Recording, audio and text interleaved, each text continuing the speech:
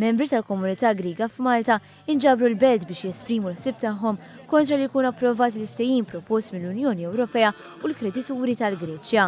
Għalkemm dan mhux se jkun qed jagħmluh bil-vot tagħhom peress il-Griegi li jridu jivvutaw fir-referendum kellhom imorru lura pajjiżhom. We want to regain our dignity, we want to gain our country back.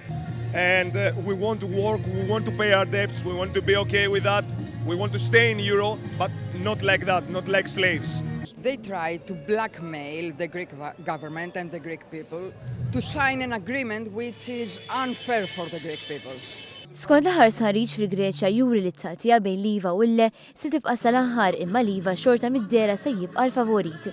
Fost il-komunità tinħass ħafna sens ta' frustrazzjoni fil-konfront tal-Unjoni Ewropea. They're suggested from the institutions, and we know that the reduction of the salaries and pensions will decrease massively.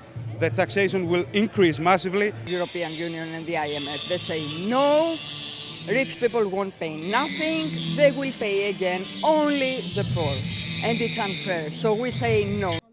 Ħafna jqisu li deċiżjoni l-pajjiż imur referendum kienet waħda qlija, infatti jinħass ħafna sens ta' appoġġ għall-Gvern Grieg tal-Alexis Tsipras. In his place, I wouldn't accept it.